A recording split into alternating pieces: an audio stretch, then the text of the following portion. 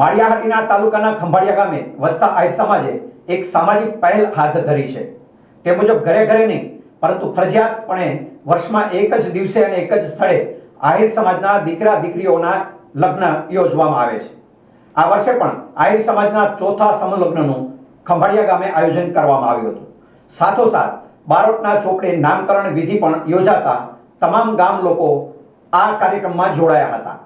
સમૂહ લગ્નમાં ગામની 13 દીકરીઓ સાથે જેમની જાન જોડી બહાર ગામ જવાનું છે તેવા 13 દીકરાઓ પણ જોડાયા હતા। બારોટના ચોપડે યોજાતી નામકરણ વિધિમાં 10 બાળકો અને તેના વાલીઓએ ભાગ લીધો હતો। લગ્ન લખવા, મામેરા, પીઠી, સાંજીના ગીત સહિત તમામ પ્રકારની લગ્ન વિધિ અને બારોટના ચોપડે નામકરણનું સામૂહિક આયોજન કરવામાં આવ્યું હતું। પ્રથમ દિવસે શાહી ઠાઠ મારતી ગામની દીકરીઓ અને દીકરાઓની એન્ટ્રી અને મ્યુઝિકલ ઓર્કેસ્ટ્રાના સંગાતે રાસ ગરબાનું પણ આયોજન કરાયું હતું। સમૂહ લગ્નમાં રાસ ગરબા યોજાતા ગામ લોકોએ મન મૂકીને પૈસાની ઘોર કરી દાન પણ કર્યું હતું। ઘર આંગણે 13 નવદંપતીઓએ પ્રભુતામાં પગલા માંડતા કન્યાઓને ઘર વખરી સહિત જીવન જરૂરિયાતની ચીજ વસ્તુઓ કાર્યવર તરીકે ભેટ કરાઈ હતી। આ પ્રસંગે સંતો, મહંતો, આહિર યુવા મંચના કાર્યકરો અને ગામના આગેવાનો સહિત લોકોની હાજરી વચ્ચે નવદંપતી સહિત ભાઈઓ બહેનોએ રાસ ગરબામાં ભાગ લીધો હતો। સામાજિક પ્રસંગની ઉજવણીમાં ગામ લોકોએ ઉત્સાહ સાથે એકતાના દર્શન કરાવતા જોવા મળ્યા હતા।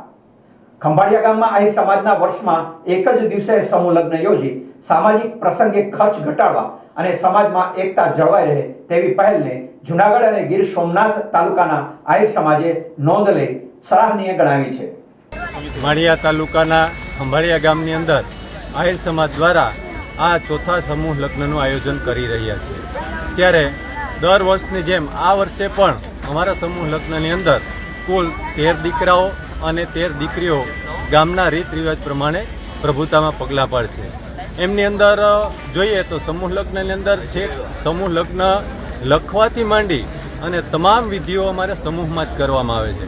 ક્યારેય પણ કોઈ પણ ગામની અંદર કોઈ પણ અન્ય જગ્યાએ ક્યાંય લગ્ન થતા નથી। બધા જ લોકો જે લગ્નની અંદર જોડાય છે એ બધા જ સમૂહ લગ્નની અંદર જોડાઈ જાય છે। તેમની અંદર લગ્ન લખવા, પીઠી, મામેરા, બારોટના ચોપડે નામકરણ વિધિ, સાંજીના જે ગીત ગવાતા હોય એ પણ અમે અહીંયા સમૂહ લગ્નની અંદર જ સમૂહની અંદર જ આયોજન કરીએ છીએ। આ વખતે પણ સંતો પણ પધાર્યા છે અને આ વર્ષે ખૂબ ભવ્ય રીતે દાંડિયા રાસનું પણ આયોજન કરેલું છે। એમની અંદર પણ ખૂબ પબ્લિક ચારે બાજુથી આવે છે અને દર વર્ષની જેમ આ વર્ષે પણ અમે ભવ્ય રીતે સમૂહ લગ્નનું આયોજન કરી રહ્યા છીએ।